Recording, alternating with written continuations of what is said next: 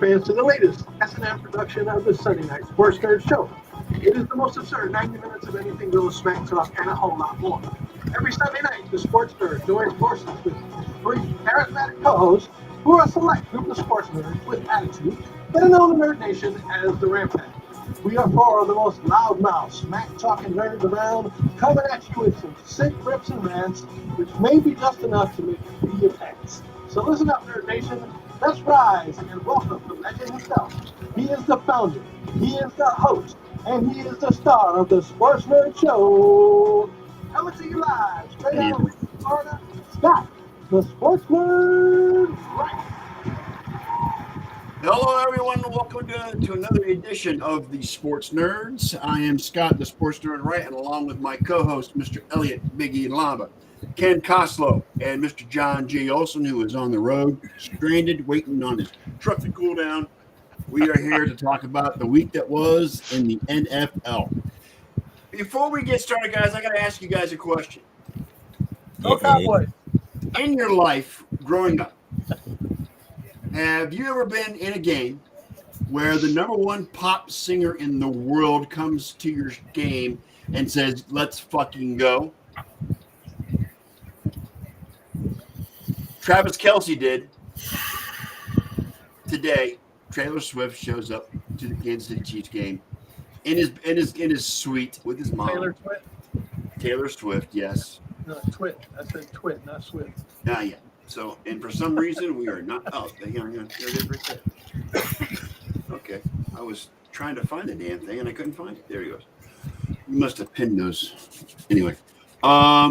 But all kidding aside, good for her. She was there. I mean, it was more of a Taylor Swift show than it was a football game because notice that Kansas City just kind of blew Chicago away, which you all thought was going to happen anyway. At least she didn't bring the Jessica Simpson curse. No, she didn't bring the Jessica. She wasn't wearing the pink T-shirt like Tony Romo. Right, correct. Tony will never live that down. Tony won't. Tony won't live a lot of things down. Right. True. Including his professional football career. Nice. But yeah, that was good. Good fodder for those of you who are into the pop culture. Oh dear. They did this big build-up. Oh yeah. I mean, there was. Scott Hansen did this big build-up. You know, there's somebody that you're not going to believe is at the Chiefs game. Blah blah blah. And I'm like, really? Where's Kanye when you need him? Okay. Oh, good reference. I like that. Good reference. I'm going to let you finish, but let me get it. Anyway, let's get to the football. First of all, Thursday night, Eliot, how about them Niners, baby? How about them? They showed the Arizona Cardinals how to beat the New York Giants. They laid down the groundwork, you know what I'm saying? Which kind of probably gave me a hint on how to beat the Cowboys, right? Kind of the same way the Cowboys, beat the Giants. Right. When they were the Cowboys that nobody really recognized.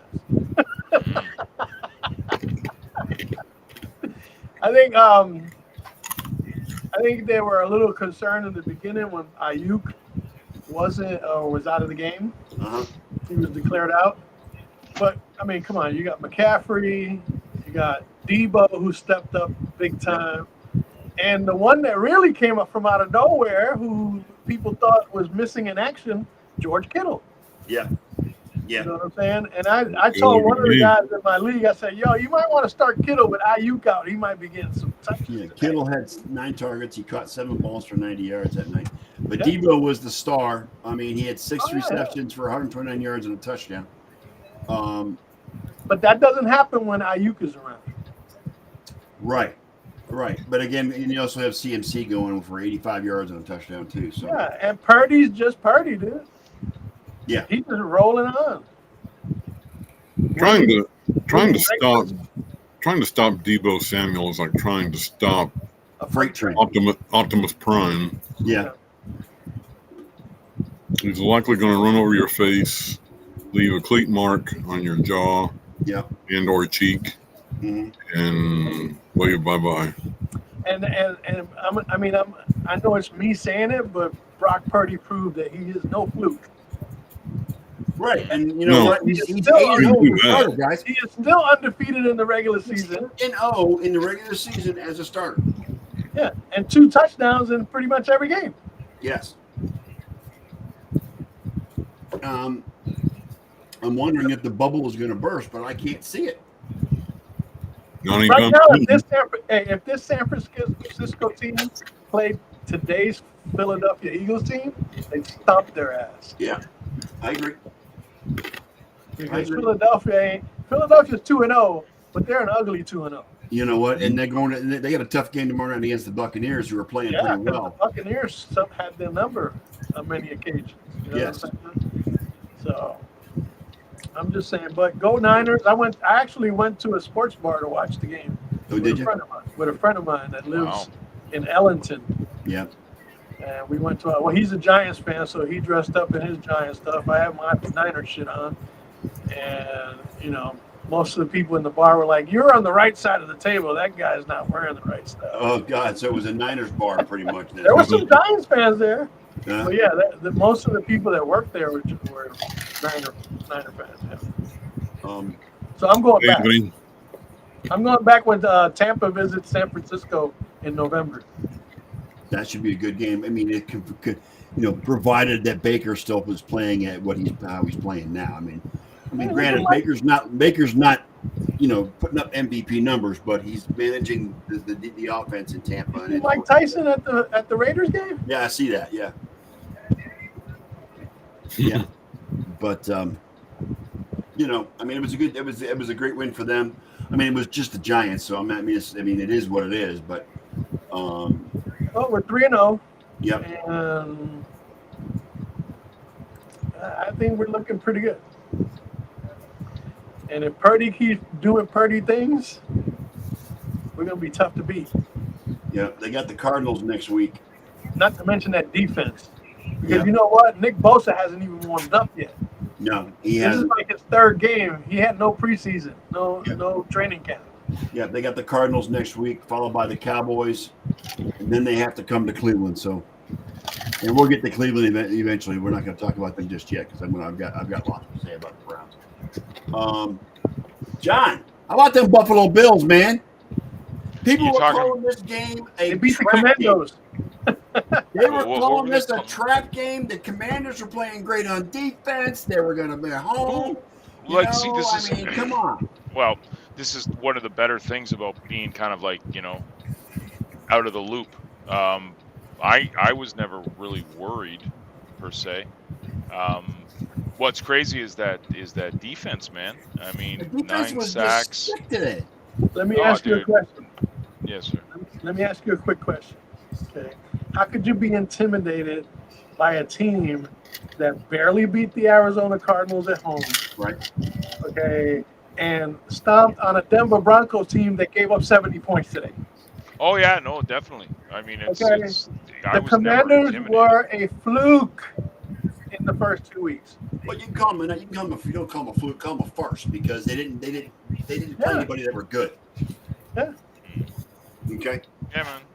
And they barely escaped. Fantastic. Because if Denver doesn't implode in that second half the way they did all day today, you know what I'm saying? Then Washington, and again, they only beat Arizona by 4 points. So, and they were at home. So technically, the Commanders could be 0-3 right now. And Buffalo just came in, a real contending football team, and they showed exactly who the Commanders are. They're the Commandos. The commies. They're the commies. Bottom feeders of the NFC East. Yeah, all this talk about, are they contenders now in the NFC East? No. I mean, Buffalo just pretty much put them in their place here. 37-3 was the final. Well, they shouldn't have even got those 3 points, but Ron Rivera's a crybaby. Well, nobody likes to leave with a donut on the board. So. Yeah, but why even do that? Like, is that to show up something? Like, were you inspiring your team by doing that? I think that's the same question everybody had when the Rams kicked that meaningless field goal at the end of the game against San Francisco. And just so happens that it altered the bets in Vegas. Scott Van Pelt would call that That's a bad exactly beat. Okay. I mean, Josh threw for a touchdown. He ran for a touchdown. Yep. James Cook had a decent game. He ran for 98 yards. And Davis Murray actually got a touchdown today as well. Yeah. Gabe Davis. And Tyler Bass was 4 for 4. Yeah, and Stephon Diggs had himself a day too, and you know it's Buffalo when they're on, man. I mean it's fantastic. So it sets up for next week. That touchdown to Gabe Davis was great. That was an amazing touchdown. It was a laser. It was fantastic. Yeah. Plus, I think the Commandos bought into all the hype that they were getting all week long about this, their defense, this, that, and the other. Yeah. The big sorry, I lost my voice again being in the wedding all weekend screaming. The big thing is, you know, in the offseason for Buffalo, you know, Tremaine Edmonds was the middle linebacker that was leaving. He was going to Chicago and saw how good that is. Good decision, buddy. But it was just like, you know, what are we going to do? What are we going to do? And we drafted this kid, Terrell Bernard, last year, 3rd round. And he's probably going to win Defensive Player of the Week this week. He was like the last linebacker since Brian Urlacher or something. Like you have like 2 sacks, 2 interceptions, and like a forced fumble recovery or something like that. Like I can't remember his stat line, but it was absolutely insane. He showed his wares, that's for sure. Absolutely, and you know that shows that sometimes management knows what they're doing by not giving these huge, you know, deals to guys that are demanding money, and they draft. What was the stat that they showed the other day? The payday for the quarterbacks in the Niners Giants game. Brock Purdy $780 million or $780,000, and Daniel Jones $46 million. Right, but and the stat they were talking about is that Al Michaels made more for one game than Brock Purdy would make his entire year. Yeah, Brock Purdy can't even afford a house in San Francisco with that salary. That's what's crazy. Yep. Yeah. Wow. And I'm sorry, but Daniel Jones, $46 million, really? Yeah. Yeah, and you know what? Well, that was mediocre, man, at best. I think they bought into the hype of Brian Dable. And what's he gonna do? He's the Josh Allen whisperer. So what's he gonna do to this guy? Because he can run a little bit. So Daniel Jones is the next guy, and it's like, no, man, like, no, don't give big money to mediocre jackholes. You can't fix stupid. I'm telling you, you just can't. There's such a thing called one-hit wonders. He had a decent season last season, but I think the karma came back and bit him because they actually signed him and put Saquon Barkley through a bunch of shit. To get him to sign a 1-year contract. You know what I'm saying? Whereas Saquon Barkley should be your bell cow. He should be the one paid. He should have got the contract, and Daniel Jones should have got a franchise tag. Is what I'm saying. That's the way it should work. Yeah, should have been. But the usual Giants management doesn't know what the hell they're doing. So that's why I'm wondering if the franchise tag is going to be done the next CBA. I don't know, but the NFLPA, I'd be getting rid of it now. These running backs are not getting paid, Ken, because I know. They're throwaway players. They're throwaway players, exactly. You know, I mean, they're only good for as long as their durability holds up, and then you know what? They're good for their rookie contract, and then they get released and they go somewhere else. They get another rookie in there. Scott, you're not going to like this, what I'm about to say, but look at the Cleveland situation. Like Nick Chubb, losing Nick Chubb is a big deal. He's one of the best running backs. Mm-hmm. Okay, we're just going to plug Ford in. And what did you do today? He played. He balled. He had a good game. He had a great game. He had almost 20 fantasy points too. Yeah. You know what I mean? Like I traded for him actually, so I was happy about that. But the difference with Nick Chubb is he's gotten his contract. Okay, number one. Number two. The good news out of Cleveland is that Nick Chubb may have only torn his MCL. The ACL may be damaged, but it's not torn. So actually, that makes his recovery It's slightly torn, is what they said. Yeah, Yeah. it'd be 6 to 8 months as opposed to like 9 to 11 months with that recovery. So, And it wasn't a dislocated knee either. correct. There were reports about an artery being ruptured and that could end up him getting amputated, but that wasn't the case. No. It was just a torn MCL and maybe a damaged ACL, not necessarily completely torn, maybe partially torn, but it still makes his recovery that much less. But once again, good news.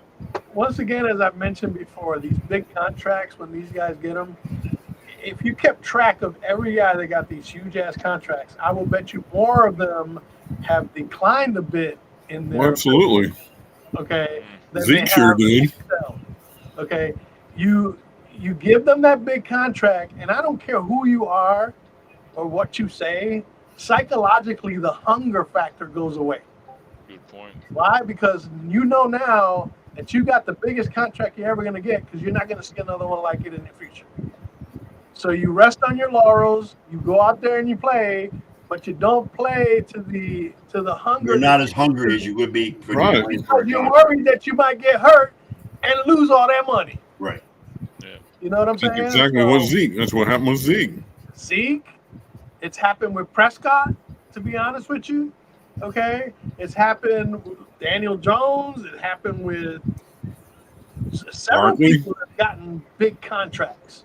You know what I'm saying? Psychologically, the hunger factor's gone. You're playing for the money first, but once you get the money, now you're playing to keep the money. Right. Right. And that's what happens. But that you put somebody else in there that's hungry like the Wolves, you know what I'm saying? And they're going to perform better than the guy that has a humongous contract. Yeah. And case in Brett. point, Brock Purdy, Daniel Jones. Brett, there shall be no Tyrod Taylor slang on this show. Oh, is that Brett, Mr. Yesterday's news posts? Yeah, man. Mr. Late to the party all the time when he puts up posts on the on the Facebook. The one that doesn't check the board before he posts what he's going to post.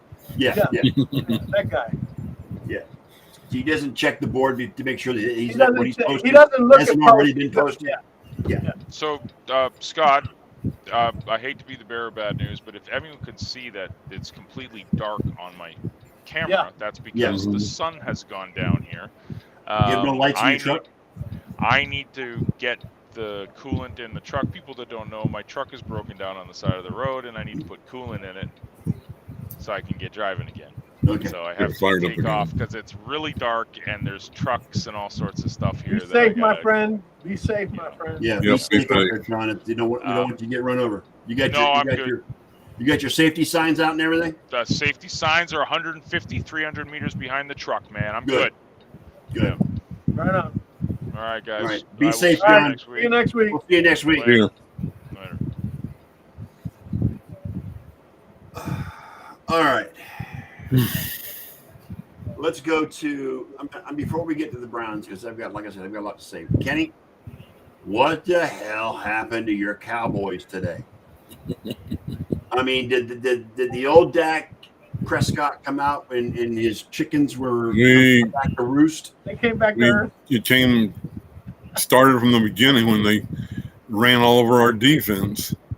Got the Washington defense has been claimed to be the number one defense. I don't know what happened there. They ran like they weren't even there and couldn't tackle for shit. And it just went downhill from there. I know how much everybody hates Stephen A. Smith, but you got to admit he's kind of right. Just when you think the Cowboys have turned a corner, this contending they'll find a way to disappoint you. Well, James Conner ran all over that defense today. Our injury list is monotonous right now. We lost half our offensive line. You lost Diggs to an ACL on Thursday. That kind of sucked. That did suck big time. And you're down 2 offensive linemen, like you told me.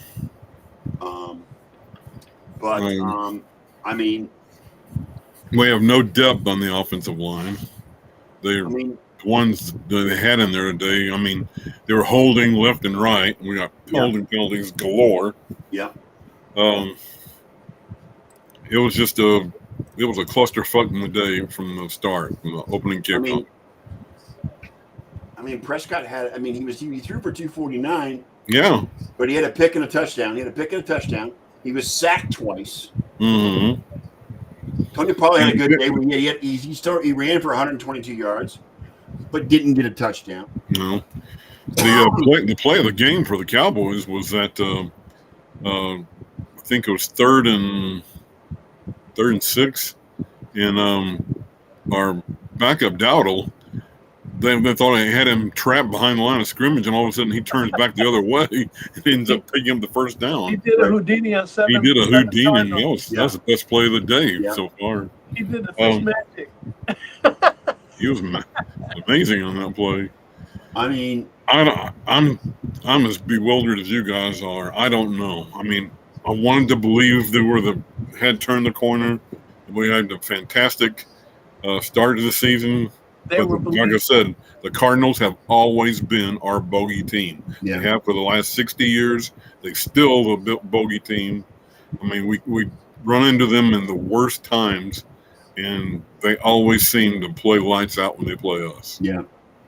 Plus, I got a feeling Dallas bought into all the hype for the first 2 games, and went into Arizona overlooking the Cardinals. Yeah, but they play the Patriots next week, so they couldn't be looking past the Cardinals. Vegas had them 12.5-point favorites because the Patriots aren't really that great. You know what I'm saying? Yeah. I mean, they beat the Jets today, but it was an ugly game. They shouldn't be looking past the Cardinals. Because with the Patriots coming to town, because the Patriots are just as bad as the Cardinals. They're looking past the fact that they're going to have to play against Ezekiel Elliott next week. Well, they're playing the Niners in 2 weeks too, so I mean that could be a reason why. That too. Yeah. But again, you take a team like Arizona for granted, and they're going to come back and bite you. And well, who's to say Arizona wasn't reading? I don't think we took them for granted, but like I said, Arizona plays lights out every time they play us. Well, Arizona, you know what? Arizona's been in every game that they've played so far. Yes, they have. So it's not like Arizona is just fell off the turnip. No, they almost beat the Commandos, and they had the Giants. They had the stranglehold on the Giants and let that one go. Yep. So technically, the Cardinals could be 3-0 right now. The Cardinals. And this is the team everybody said couldn't get 3 wins all season. Newsflash: the Cardinals are not tanking. Newsflash. Oh, they're not tanking. And maybe that's what some teams are going in with that mentality that they're tanking, that they're going to tank. If any team's tanking, it's the Bears. And I also think that the Cardinals looked at right into the fact that no one was expecting them to win. And they said, well, I'll tell you what, let's get this done and we'll get it done. And they did get it done. Exactly. Technically, they should be 3-0. Yeah, they should be. They had the Cardinals 3-0. They had the Cardinals. They had the Giants by the short and curlies. And then they let them 28-7 with 3 minutes to go. Right. That would have been a game where Denny Green would have come out. We knew who they are. We expected what they are. And we let them off the hook. So that's a Denny Green game, basically, against the Giants. They are what we said they were. They are who we thought they were, Yep. and we let them off the hook. That's basically what it is. Yes. So, I mean, you look at the Cardinals. Josh Dobbs was the 3rd-string quarterback in Cleveland in the preseason. And they traded him to Arizona because the head coach in Arizona was the offensive coordinator somewhere where Josh was before. I don't know where it was. I don't know if it was Cleveland or not, but might have been Tennessee. I guess it might have been Tennessee. So Josh knows the offense to an extent. So, he's gotten better week to week. The Browns fans have a really soft spot for Josh Dobbs because of how he performed in the preseason. It's like they call him a Browns legend, Josh Dobbs. I mean, he was with the Browns for a month. So, but that's okay. That's what really bothers me is we got beat by a quarterback that has no eyebrows. Correct. that's wrong, yo. That's just wrong. So, but Well, I mean, he beat but you see, that's just he has no eyebrows, but he also beat a quarterback that has no clutch gene. correct. No, that's right. I'd rather have no True. eyebrows than no clutch gene. Yep. I mean, Ken, this game today should give you reservations and cause for concern because it's only week 3, I know. and Oh, yeah. unless they can, that game against San Francisco is going to be a real test for them in 2 weeks, and it's going to tell us exactly who the Cowboys are. So We may find out next week. against the Patriots, Yeah. In New England? no, it's in Dallas. It's here. It's in Dallas. So, but either way, what's wrong with my cable tonight? My God. Anyway, let me say some things about the Browns today. Let me ask you something. Was Kareem Hunt activated today? Yes, he Yeah. played. Did he play? He He did had play. 2 Yeah, carries for 5 yards. he had 5 carries for 13 yards, and he had 2 catches for 22 yards. Okay, cool. All right. Jerome Ford had 2 touchdowns. Jerome Ford had a passing touchdown and a rushing touchdown. Yes. Yep. In the passing, I mean, he had 2 receptions and 10 runs. Our leading rusher was Pierre Strong. I have no idea who Pierre Strong is. I'm sorry. Pierre Strong Jr. He played with the Patriots, and then I think he was with Tampa last. Mm. Let me just put this out there. Deshaun Watson actually looked like the guy you paid $230 million for today. He did. Let me just put this out there. 5.5 sacks on Ryan Tannehill. 3.5 of which were Myles Garrett. That's nothing new.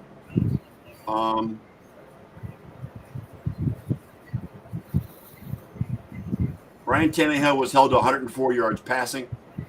Derrick Henry, 11 carries for 20 yards. Derrick Henry. At one point, he had 4 for -7. Correct.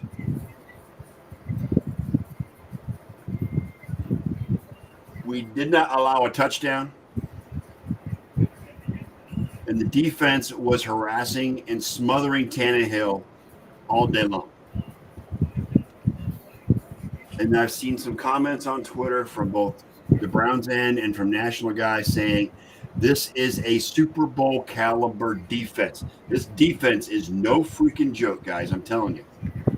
Let's go ahead and temper that just a touch, okay? Because it is the Tennessee Titans, okay, who did lose their first game of the season against who? Who did they lose in week 1? I have no idea. Tennessee. Didn't they lose to like Indianapolis or something? Something like that. I don't know. Okay. It was. Which, by the way, Indianapolis beat the Ravens. Yeah. Right? That was amazing. I love that. I love that game. I mean, we went into overtime and Gardner Minshew beat the friggin' Ravens. I'm happy. No, it wasn't. It was they lost to the Saints 16-15. Oh yeah. The Saints are not a bad team. They get a good defense. Right, but that's just it. Tennessee has a bad offense. Well, yeah. This is what you got to look at. Tennessee can make any defense look great. Okay. Is what I'm saying. All right. Well, Again, the real what they test did comes today next week. was impressive. What Right. they did today was impressive. But And the offense got it going as well. they The get offense, the high caliber teams. right. Because I mean, we'll get the test next week. We're playing Baltimore next week, and then I think the Niners after that. So these annihilations, we know the Niners will be in the week after they play the Cowboys. We're playing the Niners. these annihilations, okay, and they barely beat a Chargers team who, you know how the Chargers are when they play on the road. They barely got lucky today because Minnesota's worse than they are. Yeah, Minnesota's just Okay. a mess. So again, let's see when they get in with the real tough competition, and that's where in other words, that's where you're going to prove your mettle. Yeah, they got the Ravens next week, and then the Niners, and we go to the Niners. So it's going to be then the Niners come to us. So on the 15th, because we got the Ravens next week, then our bye week, and then we play the Niners. So the next two games are going to be a real good test to see how good this defense is. Doug Schwartz has got this defense running on all 6 cylinders. I mean, it's just amazing. The funny thing about today was, at one point in time during a play, Myles Garrett was jumping from the right side to the left side of the line and back and forth, and the Titans were moving 2 offensive players as Myles would move. All right. And it ended up being a delay of game on the Titans because they were doing that. Just remember, like I said, it's tempering expectations because after all, you guys did lose to the Steelers last week. Okay. And for all intents and purposes, you should have won that game too. Well, we shut down it's because the offense gave up too many turnovers, and if it wasn't for the turnovers, then in the scores off turnovers, we would have won that game. But yeah, you beat a Cincinnati team that's a shell of what it was the last 2 seasons. At least for the first couple of weeks, it has been. Yeah, and now Burrow may be out tomorrow night, so he may not even play it. That calf has been bothering Burrow since he hurt it in preseason.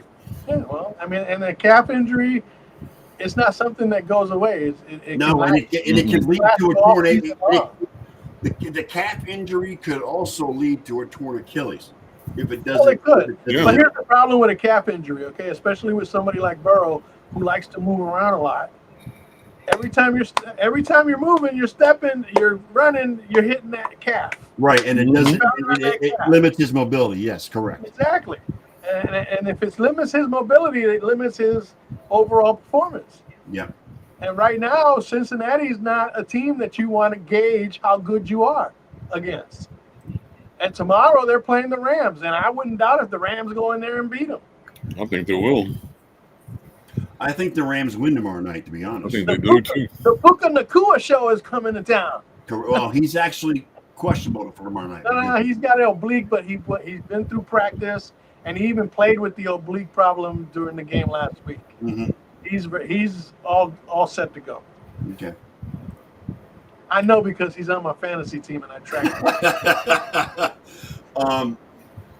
I just want to say that the offense looked the way they were supposed to look, at least not 100%, but close to what they're supposed to look like, what we expected the offense to be. Amari Cooper had a great day, and Amari Cooper got robbed of a touchdown today because the referee was blind. I don't know if you guys saw yeah, he didn't come close to stepping on that line. He didn't come close to stepping out of bounds. There was a foot on this side of the white line. I mean, give me a freaking break.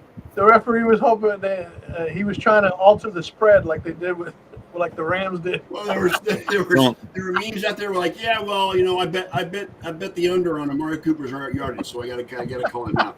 Don't get me started on the officials because Micah Parsons tackled in the end zone and they didn't call a safety. Amari Cooper must have been on the opponent's fantasy team and he needed to stop him from scoring. Right. I mean, there were memes about, we're still pissed off about Bottlegate, so take that, Brownies. Remember maybe many years ago where fans were throwing bottles at referees as they were coming off the field in Cleveland.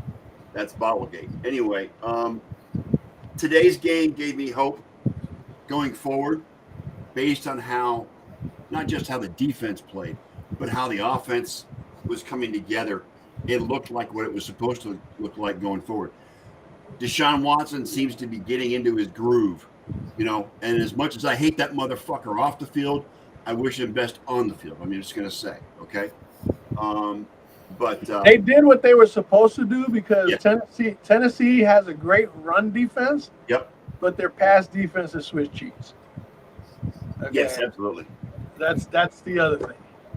Okay, they're not great on the against the pass. I mean, awesome against the run. No, there were six different receivers caught passes today from Deshaun. So I mean, it was he spread the ball around pretty well. We had one turnover, for a fumble. And Watson didn't throw the ball away, which is nice because he didn't throw an interception, which was great.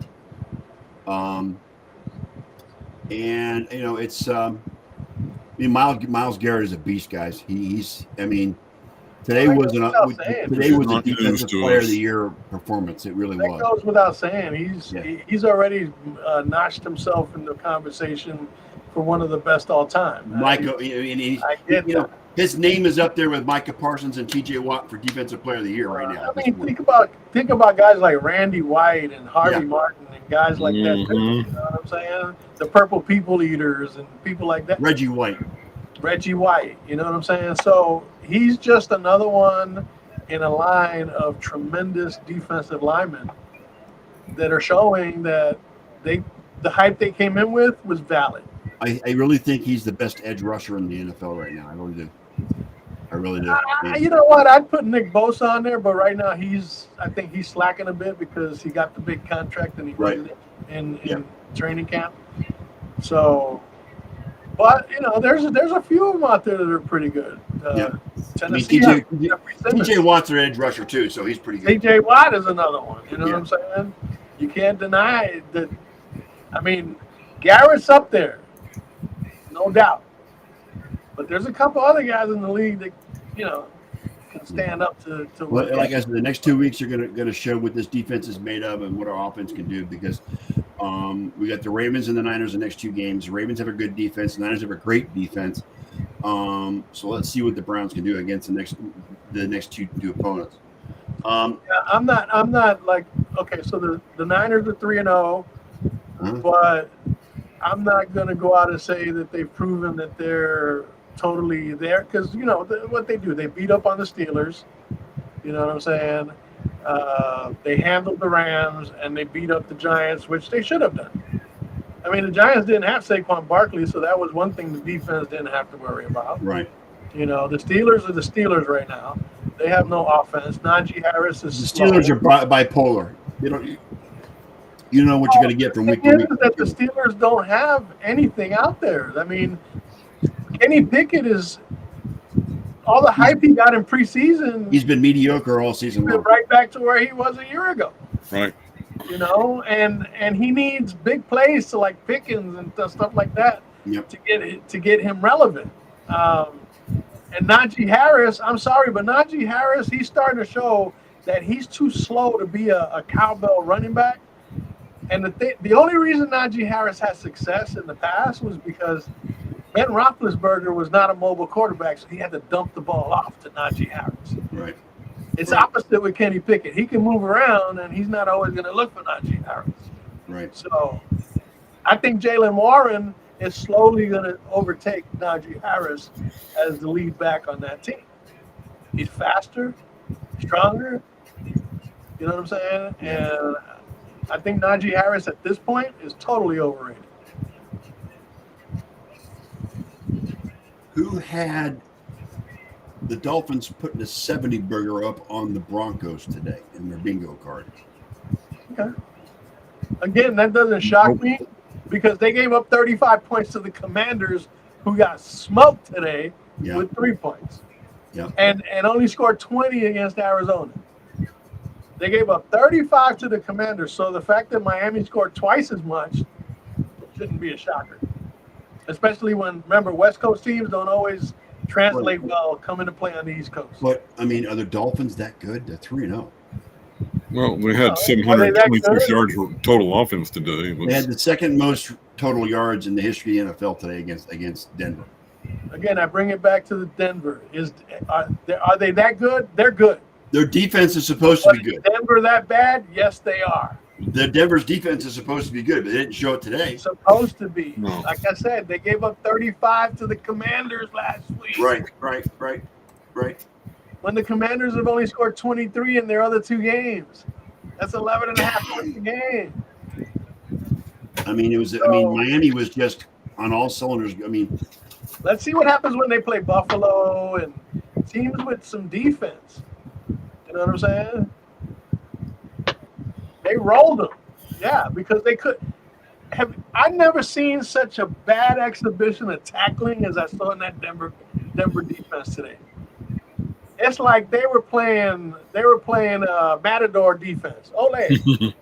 They were letting them go right by them. You go right through. I mean, rookie running back Devon Kane had 2 touchdowns and 203 yards rushing. It's A-Chain. And Mostert had 4 touchdowns. And Mostert had 3 touchdowns and one receiving touchdown. Yeah, we had a receiving touchdown too. How many yards rushing did Mostert have? 82. 82. Well, a couple of them, they turned the ball over and they were on a short field. Short field, right. You know what I'm saying? So Mostert got into the end zone pretty easily. A-Chain is the one that had, 200 yards? 203 yards. Mm-hmm. So, again, one of the worst exhibitions of tackling I've ever seen. And Sean Payton ought to be livid. Even Mike White threw a touchdown pass against these guys today. Good night. Okay? He was playing at third stringers and scoring. Right. 2 or 3 for 4 by himself for 300. He had 309 yards passing today. One of the running backs had 157 receiving yards. I mean, jeez. Huh? Right now, they look like they're, running on all cylinders. Again, I like to say temper expectation because of the competition right. that they're going against and what the competition has proven they are not. Right. Okay. Again, I'll be more convinced when they go up against the upper echelon teams. Well, they're going to get there. You're going to get your answer next week because they're playing in Buffalo next week. There you go. That's the first true test. And sometime in the next few weeks, they're going to Frankfurt and playing the Kansas City Chiefs. Oh, there's another test. Because Kansas City looked like Kansas City today. Granted, it was the Bears, which are terrible in themselves. The quarterback comes out, criticizes the coaching staff, and then coaches are starting to quit.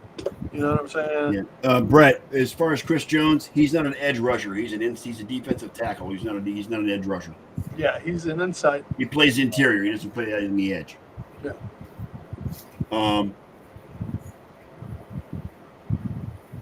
Yeah, I agree, Brett. George Pickens, Allen Robinson, and Calvin Austin are all Pickens guys, and the only good player in that group is George Pickens. So, and so it is what it is. Steelers got no offense. No. And I'm sorry, but didn't they win that game the other day because of defense against the Browns? Yeah, it was defense. They had two defensive touchdowns. And the only touchdown that the offense scored was a 70-yard play to Pickens? Yeah, correct. You know what I'm saying? Because the defense was shutting the offense down all night long until that play. The 49ers proved how bad Pittsburgh's offense is. You know what I'm saying? And you know what? I don't see that. I mean, I wouldn't be putting above it if they lose to Vegas tonight. So, I mean, we'll see. Well, they could, especially being on the road and all. Yeah. And Vegas, I'm sure, is licking their wounds and looking forward to after what happened to them in Buffalo last week. Right. Yeah. They're looking to right or wrong, basically. But then again, you look at the Raiders; they barely beat who? Denver. Yep. Week 1. Yep. So, it's not exactly your game of the week on Sunday Night Football. Right. I don't think it's going to have game of the week implications, so to speak. No. A couple other notes. New England has now beaten the Jets 15 straight times. There's a suicide watch on both Mike Greenberg and on Rich Eisen, as far as I can tell. But it's getting closer to the moment of truth because Kirk Cousins is now 0-3. And I saw a tweet that the Jets have already reached out to Minnesota about Kirk Cousins because they don't plan on bringing him back. Because Zach Wilson is not the answer. No, he's not. Saleh was out of his freaking mind to say that Zach Wilson. I have. And he repeated that. He repeated that in his post-game press conference today too. You know what? Zach Wilson ain't it, guys. No, he's not it. Here's a news flash for you, Jets. Kirk Cousins isn't either. Well, but Cousins, he's a better option than Zach Wilson. That was a stupid play. put in on that last play against Well, yeah, because he Chargers should have today. spiked the ball. But you know what? To me, that's a coaching issue too.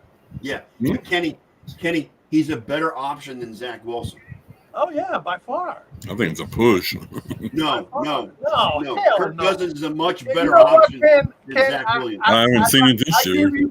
I give you credit for smarts, but that was pretty dumb to say. Kirk Cousins is nowhere near as bad as Zach Wilson. Not even close. Well, Not even close. Okay, but you know what? He follows the same route that Dak Prescott does. He doesn't have a clutch gene.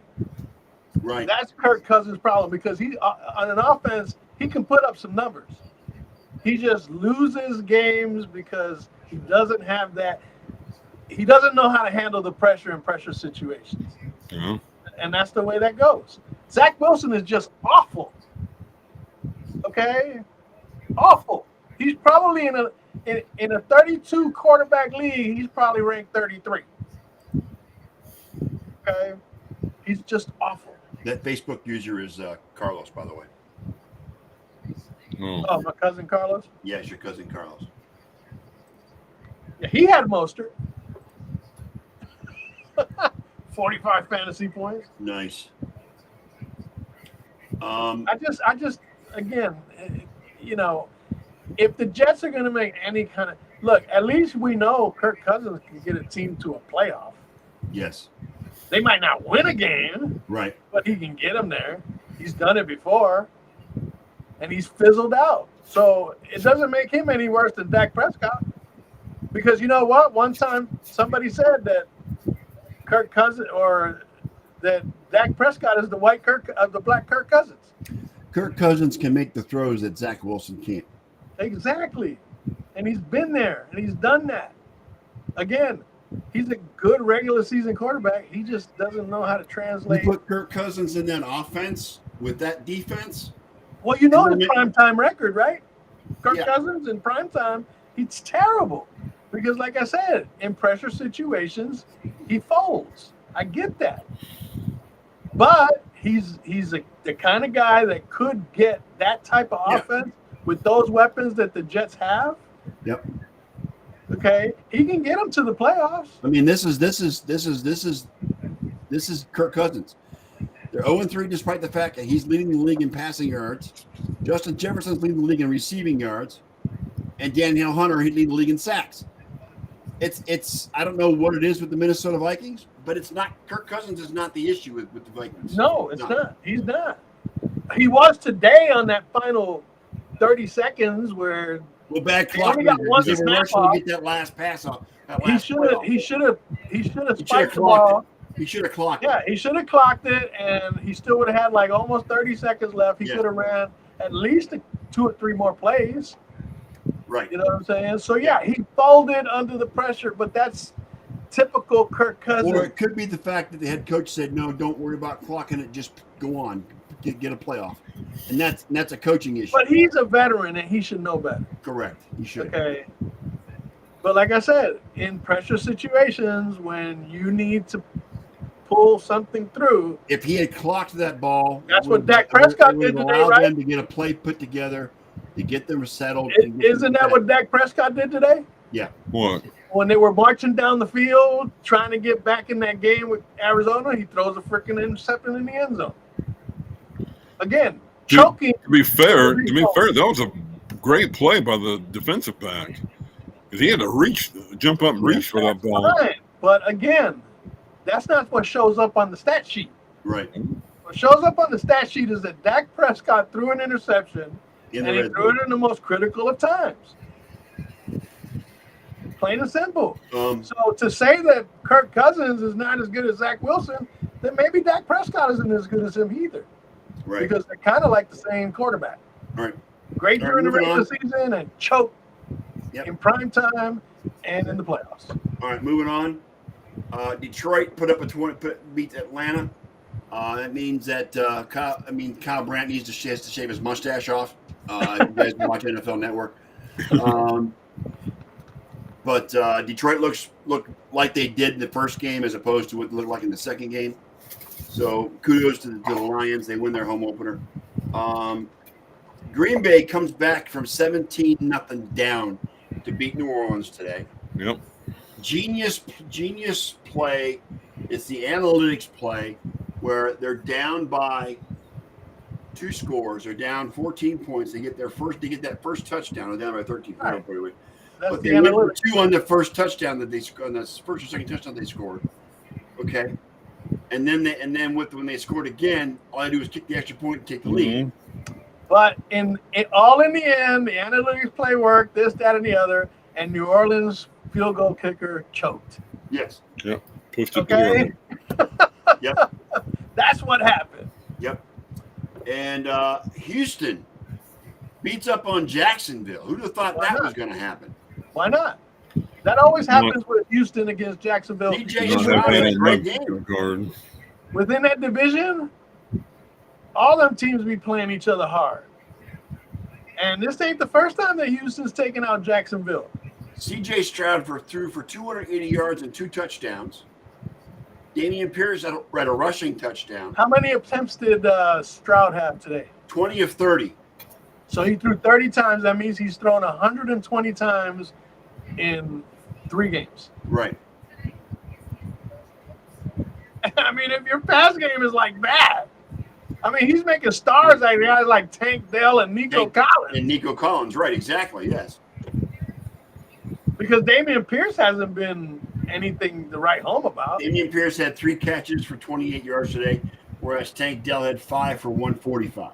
Yeah. I'm telling you, Tank Dell's a beast. And Nico Collins, I mean, again, CJ Stroud is showing that he's got some NFL. As of right now, he's the best rookie quarterback out there right now, as far as the big 3 that came in the draft.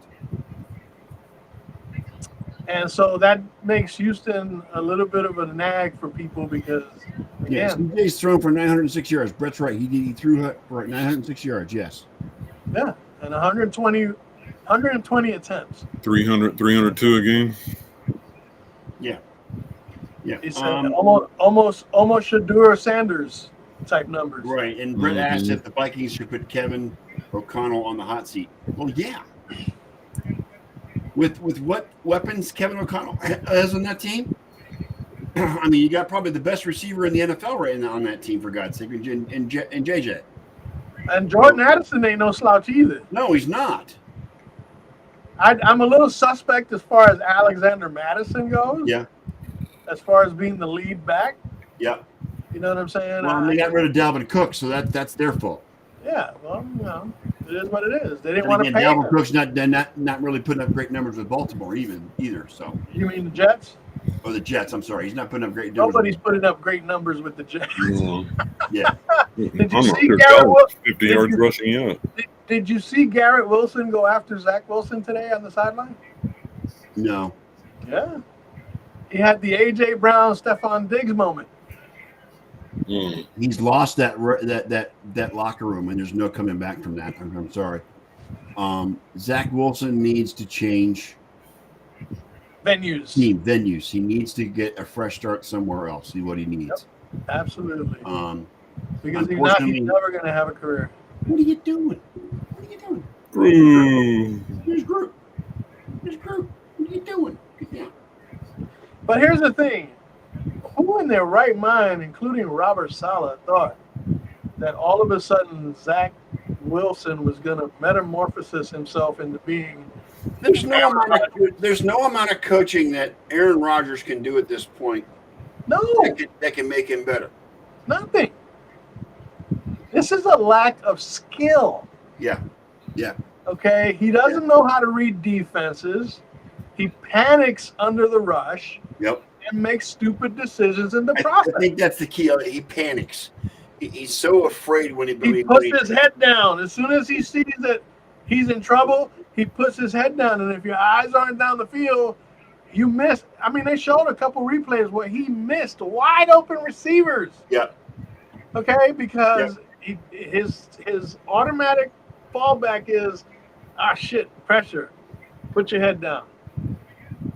And that you can't play in this league that way. You can't. No. So I'm sorry, but the Zach Wilson thing, he needs. The Jets are going to be as bad as they are as long as Zach Wilson is the quarterback of that team. Because there's nothing wrong with the defense. Okay? Right. The defense did their job this week.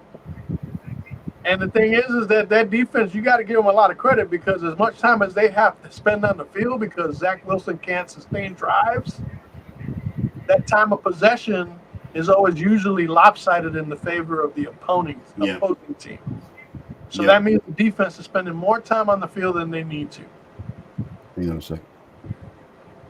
And they still only gave up 15 points to the Patriots. Right. I mean, for God's sake, he got freaking tackled in the end zone. Yeah. Yep. Don't why? Because he put his head down instead of freaking just hurling that shit to the sideline or something. Yeah. He caves, and I'm sorry, but he's just not. Look, he makes Jamarcus Russell look good. Oh, Jesus God. You're getting Jamarcus Russell on there. If I got to put it down to one thing, he makes Jamarcus Russell look like an NFL quarterback. How about Mr. Butt Fumble? Yeah. Yeah. Well, at least Sanchez made it to 2 championship games. Correct. All right, real quick shout out. How about them Buckeyes, Kenny? How about them Buckeyes beating up on Notre Dame last night? How about Notre Dame choking? You don't do that to Notre Dame at Notre Dame. Nope. How about Notre Dame choking? Oh, give me a break. The Buckeyes escaped that place with a victory. They did. Okay? They can't go up against top-ranked teams going like they did against Notre Dame and expect to do anything. A win is a win is a win. And I see you got your coach back, Kenny. Are you happy, Mr. Harbaugh is back on the sideline? He was very happy to be back. Good to see him. We beat a Rutgers team of undefeated, 31-7. So yeah, but it's Rutgers. Who cares? Hey, 3-0 is 3-0. And guys, can we get off the Colorado hype now? Can we do that? No, of course not.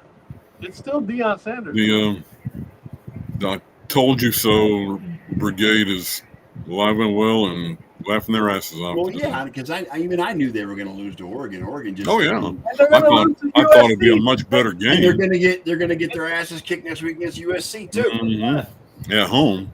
At home. I mean, remember, as I said last week, Colorado won 3 games that they had to really scratch and come back and barely win. Well, yeah, when they barely beat Colorado against State, against subpar competition. Yeah, or they should have run Colorado State out of the friggin' arena last week, and they didn't do it. They had to go to 2 overtimes to win. But by the same token, they should have been ripped apart by TCU. Yes. But TCU still looks like the TCU that lost to Georgia a mile and a half. What did the coach from Oregon say? They play for clicks. They play for We clicks. play for wins. And we play for wins. Yes. Deion also said we're not playing this game in Hollywood. We're playing it on the grass. Yeah. Right. Yeah. Yeah. And Warren Sapp, yes, Brett. Warren Sapp's getting his master's. Is in the process of getting his degree, so he can be on Deion's staff next season. That's what he's trying to do. So 2 of the most flamboyant, egotistical players in the history of the NFL are going to be coaches for Colorado next year. But you know what? Deion is doing it right. You got to hand it to the guy. He's really doing it. He's doing it right. Well, yeah, he came out the other day and condemned whoever it was that was sending death threats to that one kid. He's saying all the right things. He really is. He's saying all the right things. He even said it was a good old-fashioned butt kicking we got. Yep. You know what I'm saying? We were outcoached, outplayed, the whole 9 yards. Yes. I could easily see. He's always going to tell it like it is. I could easily see Colorado being the Big 12 favorite next year. Isn't it? You know what? I think Deion. You know what? There's a lot of rumors about pro teams going to be looking at Deion to come into the NFL. He doesn't want to be in the NFL. He likes where he is. He likes coaching kids. Yes, because he doesn't feel he get the same reaction out of pros as he would the college kids. Well, no, because pros get paid. Yes. Mm-hmm. And you know, a guy that's making mega millions is like I don't gotta listen to this fool Yeah. if I don't want to. No matter You know what I the fact that he's the greatest cornerback to ever play the Why game. do you think a lot of coaches that were successful in college and went to the NFL made a U-turn and went back to college? I think Nick Deion Saban. would be happier in college as he would be Nick in the NFL. Saban, Steve Spurrier, Yep. you know, Lou Holtz. Lou Holtz. I mean, because the thing is that coaching kids will listen. Yep. Why? Because Typically. they're not playing for money. They don't play for the money. They play for the game. Well, and Deion tries to be a role model of these kids as well. Well, look at his kids. Yeah. Yeah. I don't have to tell you enough about the kind of person that he is. You know, so again, Somewhere along the line, Dion must have had a come to Jesus moment because when he got his freaking toes cut off. When he came out of college, he was really arrogant. He really was. Yes. He was. When he tried to run a kind of like a similar IMG academy here in Dallas area, and they got that place shut down because they were running amok everywhere, and he was letting it go. And, Well, remember, he got the Dion moniker and all the gold chains and the, you know what I'm saying? I swear, the only time I've ever seen him up close, impersonal, he was wearing a chain with a cross on it that was the size of Flava Flav's clock. Yeah. Jesus. But that was Dion. That was Dion. Yeah. That was during his days in Dallas, Ken? The what?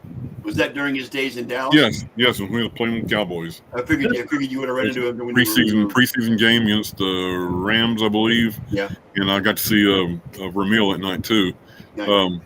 But yeah, he had that big cross on there that looked like Flava Flav's clock. Dion is now someone who has been through life, is an adult, okay, and he's not the Dion of old. No, he's not. He's the Dion is dead. This new Dion, he found himself. Part of the neon Dion is dead. He's a more mellow person than he was before. But he's not. But he still walks the talk. He still walks the walk. He still does. Right, but he does it in a manner that's not offensive and overbearing. If the neon Dion was totally dead, then he wouldn't be calling himself Coach Prime. He would be Deion Sanders. I think he's now Coach Prime, and that's part of the neon. I just think that those are monikers that are put on somebody, and they just go with it. You know what I'm saying? Everybody calls him Prime. Yeah. Why not? I didn't. To me, that's a marketing thing. To me, that's him selling a brand. He's a marketing genius. Everybody's out there. In these days, everybody's about branding. Okay, and his brand is Prime. It has been for forever. It's just not neon. He'll make a minimum money doing that too. Yeah. Well, I mean, he capitalized on the moniker and turned it into a brand. There's a lot of people that do that. You know what I'm saying? But he's grown up a lot since those days when he came out of FSU. I played with the Falcons. You know what I'm saying? Falcons, Niners, and Cowboys. Yep. And the Reynolds Braves. Yeah, I think he's the only athlete in pro sports history to ever hit a home run and score a touchdown the same day. Yep. Hit a home run with the Braves and scored a touchdown with the Falcons. Falcons during the day and the Braves that night. Well, they asked him a question relative to what he thought was hardest, and he always said, baseball. Hitting a baseball is the hardest thing to do. Squaring up a round bat to a round ball hitting it squarely, that defies all logic. But he goes, and that's why you can fail 7 out of 10 times and still be a Hall of Fame candidate making millions of dollars. Let's see. now we have the Atlanta Braves, the LA Dodgers, and the Milwaukee Brewers in the National League playoffs. Twins. And we have the Twins and the Baltimore Orioles, possibly.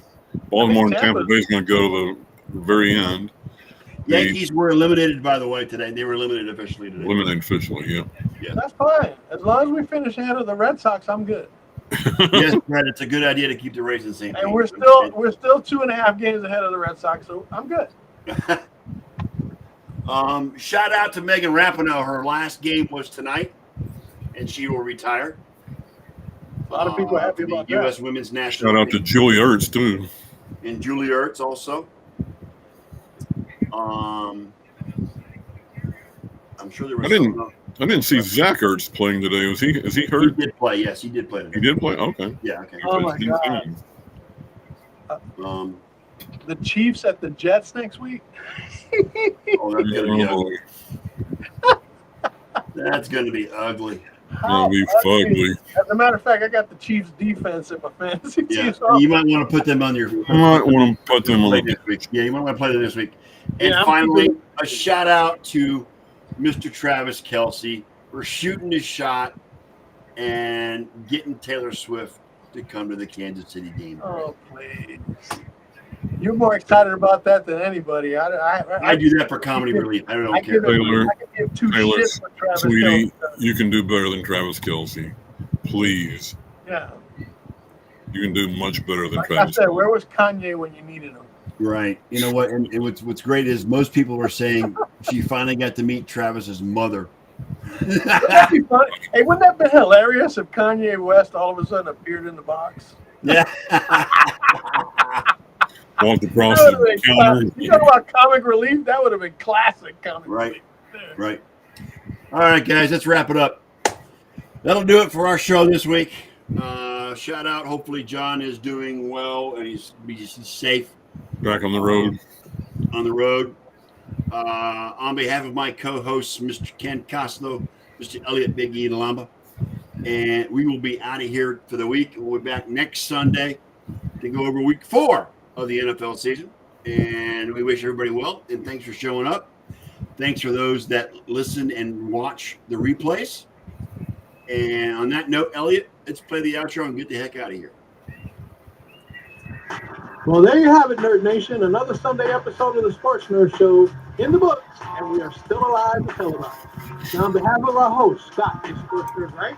And his co-host, John Olson, Ken Costello, our lovable members of the Ramp Pack, and yes, me, Big E, the entire pack would once again like to thank you all for participating with us in the best 90 minutes of sports smack talk on the web today.